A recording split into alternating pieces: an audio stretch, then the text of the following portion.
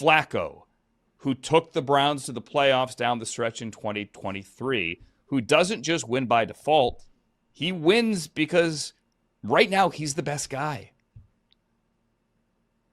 Absolutely. And I think even before these injuries, this always seemed like the most likely outcome week one to me. I mean, Andrew, you and I saw each other at the Browns during mini camp before the summer break, before training camp. And to me, I left there thinking, this is not a four-way quarterback battle. This is two-way quarterback battles. There is the veteran battle for week one, and there is the rookie battle of, hey, who is most likely to be the one who gets a chance later in the season if they decide to go from win now mode to let's develop and plan for the future and determine if our guy's in house mode. And I think that when I asked so many people around Cleveland, everyone from general manager Andrew Berry to head coach Kevin Stefanski, offensive coordinator Tommy Rees, what they were aligned on is the idea that their week one starter would be decided based off who is best able to operate the offense and make smart decisions. And that is not a question of like, oh, it's funny because oftentimes that sounds cliche. And in this situation, it's like, no, decision making and operation rather than playmaking, we're going to decide the week one battle because you just cannot tell your team we're not going with the most ready quarterback right now. I think that's extremely difficult for team morale. So to me, even if this wasn't an injury element, this is where we were headed all along for week one. Someone was going to have to surprise or do something unexpected to unseat Joe Flacco from having the trust of Kevin Stefanski.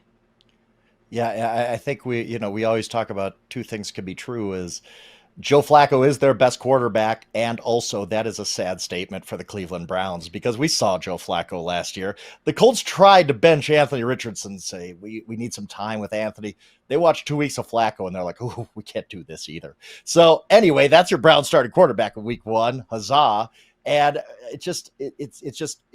and also, yes, you're right. You can't put a guy out there when he's not ready. You can't put out the worst quarterback. But it also worked kind of both ways for Cleveland. We've talked all the time about their first 6 games. 1-5 wouldn't even be that bad of an outcome. 0-6 is on the table for them. It's an absolutely brutal start to the season. So you get through those 6 games, probably at some point in those 6 games or after it, Flacco gets benched. You go on to the next guy, and then you probably go on to the next. I'll say this. I've said it. 4 quarterbacks are going to start for the Cleveland Browns this year. I don't know when exactly. Kenny Pickett's going to take over, and Dillon Gabriel's going to take over. Shedeur's going to take over. But I do believe all 4 quarterbacks at least start one game this year because I think you're going to want to get a look at both rookies. But I think Kenny Pickett's next in line. I don't think Joe Flacco's making the season.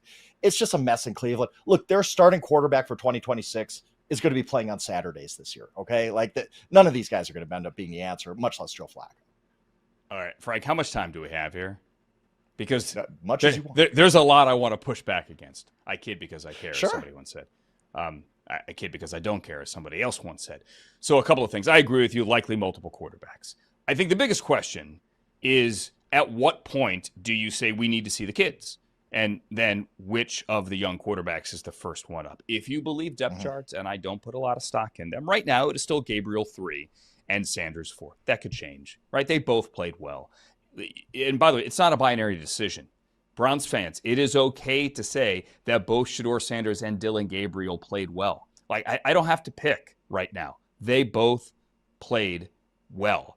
And if you're one of those fans out there that is screaming, this one's good and that one's awful, whichever one, you're probably not a Browns fan. You're probably a fan of one of those 2 quarterbacks from college, and you're just rooting. But I digress. Eventually, and Jimmy Haslam has said this, you're going to have to see what you have. The question is when. I really do believe that if he had stayed healthy, there was a really good shot at Kenny Pickett winning this job. Because organizationally, you give up a 5th-round pick and you trade DTR. You saw DTR this Saturday, Dorian Thompson-Robinson. Organizationally, there's a belief that, hey, Kenny Pickett won a lot of games in Pittsburgh. He has a winning record, 15-10. He had a lot of good fourth-quarter comebacks. There is something there. He's a first-round pick, and he was operating in a system in Pittsburgh that everyone knew. I mean, how many hours were spent on television saying the Steelers' offense is broken? It just wasn't working. That if here you give him an O-line, you give him a running game, you give him a play caller, there's something here with Kenny Pickett. Alas, it didn't happen. Right now it's Flacco, and you recapture, you hope, some of the magic from 2023. Jori, you make the great point. If you had traded Myles Garrett, okay, if Joel Bitonio had retired, right? If you didn't have respected veterans in that room that you can win with a good defense some games with, then this would be different. Then you say, let the best rookie quarterback win. But, Jori, that's not the situation they're in. Absolutely. And I think they need to be honest about that. And I agree with you, Andrew, that it would have been better for the Browns if Kenny Pickett had won the competition. I just didn't think that he was necessarily even going to get the opportunities in some way to show Kevin Stefanski what he had already seen from Joe Flacco in real game action, winning the games a few years ago, taking them to the playoffs, all of that. I think what's interesting to me now is, do we think they're going to keep 4 quarterbacks on this roster? I asked Andrew Berry back in June if he was interested in doing that, and he said, quote, absolutely, that he would consider it. And you hear that it's always funny when you go on these interviews and you hear a few different people say the same thing in answer to a question, and you're like, okay, this is something that's been talked about around the building. So in this case, when I asked both Andrew Berry and I believe it was Tommy Rees whether they thought they would keep 4 quarterbacks and it was realistic for the rest of their roster to carry 4 quarterbacks, both of them pointed to the New England Patriots in 2000. Hey, well, Tom Brady's rookie season, they had 4 quarterbacks on the roster. And oh, by the way, the next year there's only 2 on the roster and they're winning the Super Bowl. I don't think that actually means that they should or will keep 4 quarterbacks. But I think the injuries in some ways complicate it because you have less information to make an informed decision on the basis of. On the other hand, maybe you just put someone on IR if you don't think is going to play anytime soon anyway and you want a little bit more time to buy. I mean, I'm not sure the player would love that, but I don't think it's the worst option. And, oh, by the way, we still have Deshaun Watson in the building. And sure. and Tyler Huntley, who for the second consecutive week went out there as the sole captain. I don't know if anyone noticed this. You wouldn't see it on the simulcast on NFL Network because they're covering those first 6 minutes, the anthem and the intros and all that, because they're taking another feed. But Kevin Stefanski loves Snoop Huntley so much that he sent him out there each of the last 2 weeks as the solo captain to flip the coin.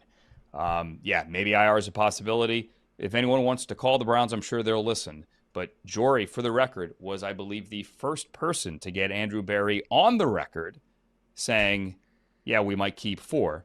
No, I gotcha. That is the case. And then he later said it in his training camp press conference. It's not the only news of the Browns today. Isaiah Bond, we talked about this last Thursday, has now officially signed. The former Alabama and Texas wide receiver had a no bill against him, meaning a sexual assault allegation. The charges, or rather the DA in Texas, the state's attorney, decided to not follow through with charges this past week. And the Browns signed Isaiah Bond today for a 3-year guaranteed contract for north of $3 million, which means he's making the team, which means maybe Deontay Johnson, his roster spot, is in danger. So the Browns, you'd have to feel that they get a 2nd or 3rd round value for a guy that they were able to sign off the street. In essence, it's a free draft pick. It should be noted, however, Frank, that the number 36 overall pick, Quinshon Judkins, the running back from Ohio State, who, much like Bond, will not face charges, an allegation of domestic abuse in Florida that was between minicamp and the start of training camp, has still not yet signed. Friend at ESPN, Adam Schefter, reports that he may not sign until the NFL wraps up its investigation. And if you're Quinshon Judkins, Frank, you're probably going, you gave Isaiah Bond $3 million guaranteed. I would like my full guarantee, yet he's already run afoul of the law. Even with charges being dropped, he could be suspended. So that looks like an impasse. You just get the feeling like every time a player gets in trouble, the agent just makes sure the Browns are on speed dial. They'll take them. Of all the franchises, Man, the franchise you're making them ching bag today, Frank. Oh my goodness, Andrew, come on, be honest here.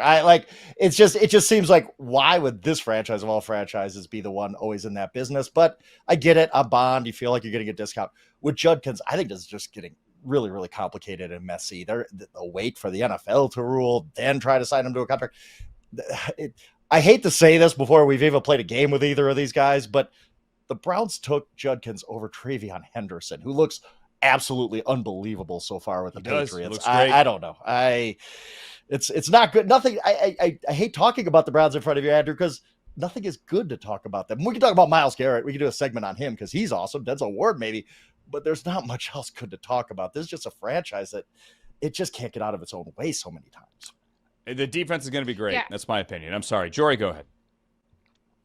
On ESPN today, I'm going through Browns news, and each page per team, they've got the news. And back-to-back headlines for the Browns on ESPN are one, Browns Judkins won't face charge for July arrest. And right next to it, Bond won't be charged, says he's joining Browns. And I think to me that sums it up as I'm not trying to litigate on this show who's innocent, what happened, what the facts were. We need a lot more information to feel like we could get there. And I have covered players during my 10 seasons in the NFL who have had charges dropped, been pretty much model citizens the rest of their time there, and you never know all of these cases. I'm not doubting victims, but I'm saying, like, I don't think that we should jump to conclusions on everything just because I think both sides deserve a little bit of a benefit of the doubt. That said, it's one thing to bring in a player. The Browns do have this pattern of just person after person. And I know speeding tickets and domestic violence and sexual assault are not in the same categories, but doesn't it feel like we're getting to a point where the Browns have way more off-field headlines than on-field headlines? And I think this goes directly to what we're going to talk about with Dillon Gabriel and Shedeur Sanders. And when